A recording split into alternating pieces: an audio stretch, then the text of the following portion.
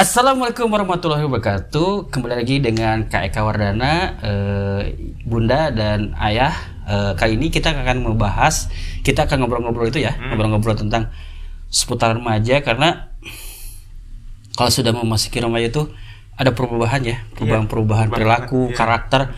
Kadang-kadang Ayah dan Bunda suka pusing ya menghadapi anak-anak remaja. Kalau kayak dulu sebut apa? ABG ya. ABG anak baru gede gitu. Jadi kadang susah dibawa, susah ngumpul keluarga, kadang suka ngilang-ngilang ya. Gitu kan. Nah, hari ini kita akan diskusi atau ngobrol sama Kak Eka dan alasannya mengapa anak remaja itu tidak betah di rumah ya.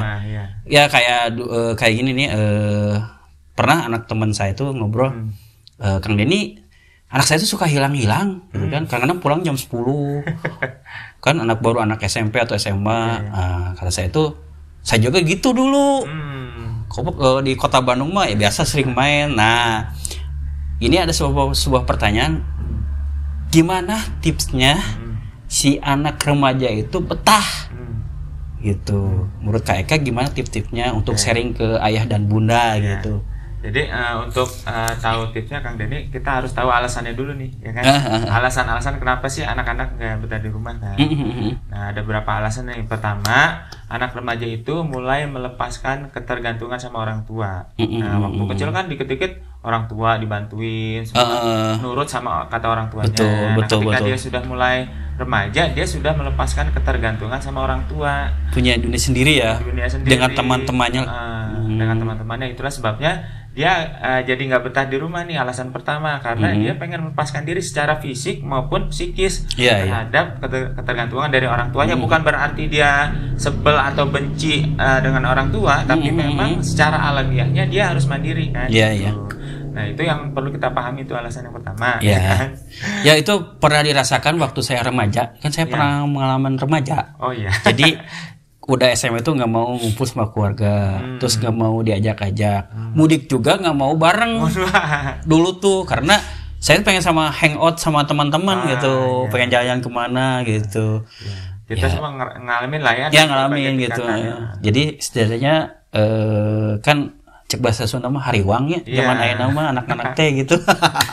Oke, maka kakak terusin lagi. Nah, yang kedua itu dia sedang senang bersama teman-temannya. Itu udah pastilah, kalau dia ngelepasin diri dari ketergantungan sama orang tua, otomatis dia bergantung pada yang lain, yaitu temennya. Nah, ini lagi seneng-senengnya nih Kang Denny. Anak-anak tuh umur remaja lagi seneng-senengnya main sama teman, sehingga wajar kalau dia mainnya di luar, jarang di rumah. Tuh, sederhana lah pokoknya. Nah, kemudian juga kalau anak remaja kan kadang-kadang suka sensi ya. Nah, suka merasa kadang-kadang sedih, labil gitu emosi. Kalau misalnya, kalau contoh, kalau dimarahi biasanya ngelawan, gitu. Terus mukanya tuh masem gitu. Kalau ibunya suruh beli minyak nggak ada ya sekarang. Beli gas 3 kilo gitu, gengsi gitu. Nah, gimana kayak gitu? Nah, kadang-kadang kalau anak lagi labil emosinya, dia itu kalau di rumah jadi merasa sendirian. Jadi dia pengennya ketemu temen gitu. Apalagi kalau masalahnya di rumah tuh, kayak Kang Denny bilang tadi, disuruh segala macam, jadi agak down mentalnya, mungkin sedikit depresi dan sebagainya.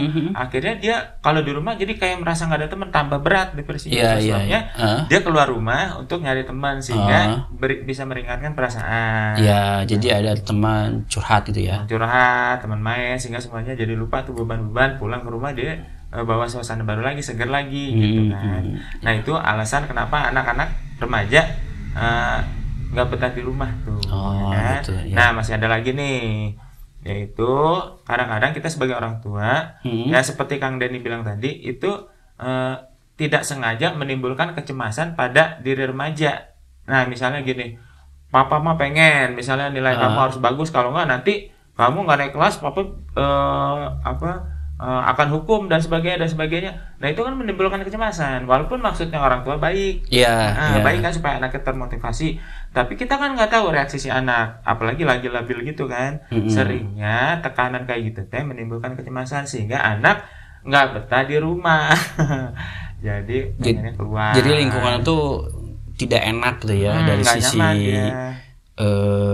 Komunikasi dengan orang tua tidak nyaman. Dia mungkin mencari lingkungan yang menurut dia nyaman gitu kayaknya. Menurut dia nyaman dan tidak terlalu menekan. Kan biasalah kita kalau di satu tempat ada tekanan pasti kita cari tempat yang tidak. Itu sebetulnya masih wajar saja. Nah itu kemudian yang lain lagi. Suasana di rumah tuh lagi nggak kondusif nih menurut remaja ya. Mungkin orang tuanya lagi terlalu perhatian sama adiknya sehingga dia merasa dicuekin ya kan. Atau dia merasa banyak aura negatif nih, orang tuanya berantem melulu ya kan. Terus atau adiknya gangguin dia melulu gitu. Itu membuat dia nggak betah di rumah tuh Kang Denny. Oh gitu. Nah, tips-tips bagi ayah dan bunda untuk supaya anak remaja ini betah nih, gimana Kak? Nah, supaya anak remaja betah ya, pertama kita harus sadarin bahwa mereka kan sedang melepaskan diri dari ketergantungan dengan kita. Betul. Otomatis sudah tentu akan lebih banyak waktu remaja di luar rumah. Jadi kita nggak bisa paksa juga. Kamu harus di rumah terus ya, nggak bisa juga. Orang mereka sedang mandiri. Jadi orang tua juga harus mengerti bahwa kondisinya memang udah begitu alamiahnya gitu ya. Walaupun ini bisa bukan berarti kita ngelepas anak remaja begitu saja, tapi gimana caranya ketika dia lagi di rumah dia betah gitu. Jadi keluar rumahnya itu bukan karena dia nggak betah, tapi karena memang dia perlu bersosialisasi. Betul. Lagi pengen ketemu teman untuk hal-hal yang positif. Nah, tapi diusahakan ketika di rumah dia betah kan gitu ya Kang Denny maksudnya ya. Ya betul. Jadi maksudnya dia bukan keluar rumah karena lagi bete nih, kayak tadi kan auranya negatif, kemudian orang tua terlalu menekan saya. Nah itu yang kita bisa kurangi. Tapi kalau anak remaja perlu keluar rumah ya memang sudah dunianya dia gitu. Nah tipsnya adalah supaya anak betah di rumah yang secara sederhana adalah bikin suasana rumah itu nyaman sama dia. Jadi orang tua tuh jangan menghakimi anak remaja. Kalau misalnya dia pulang kemalaman, jangan disalahin dulu, tapi tanya dulu kenapa, sebabnya. Terus sampaikan perasaan kita. Ibu tadi cemas juga nih kamu pulang malam karena nggak ngasih tahu. Nah, sehingga dia kalau gitu nanti ke depannya aku ngasih tahu. Jadi diajak bicara yang enak deh.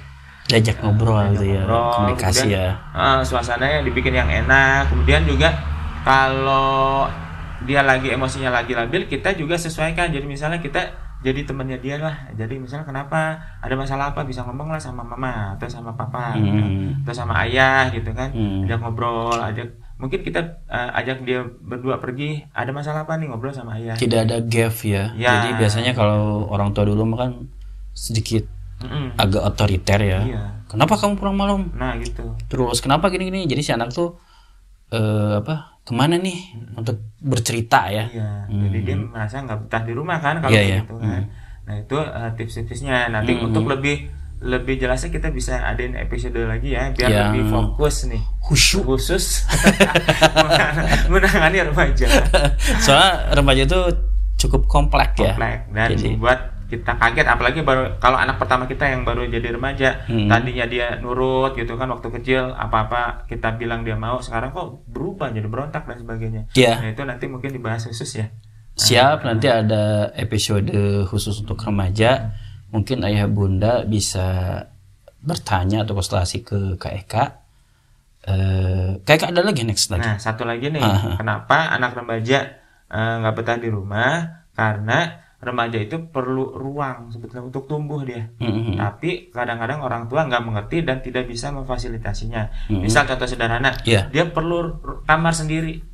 Pasti. Nah, gitu kan. Dalam ajaran Islam kan sudah mulai usia itu udah dipisahkan.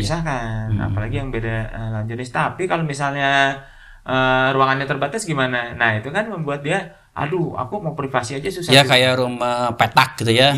Gitu. Anak 4 gitu ya, rumah petak gitu. Gitu kan dia bisa selalu dipenuhi sama orang tua kan.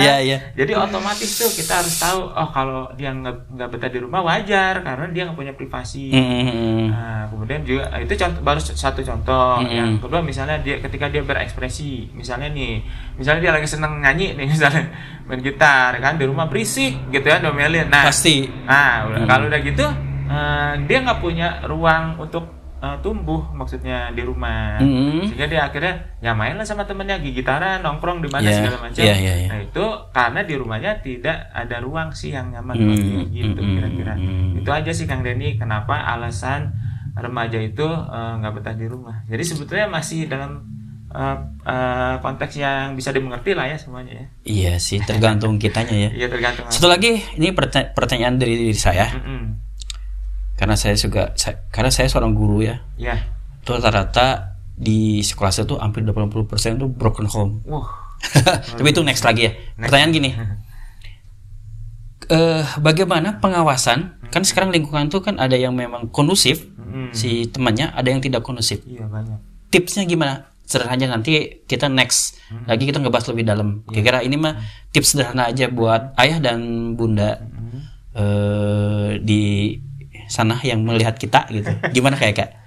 Supaya anak-anak tuh kita tahu ya lingkungannya kan nanti pergaulan kita kan nggak mungkin mantau 24 jam pakai CCTV.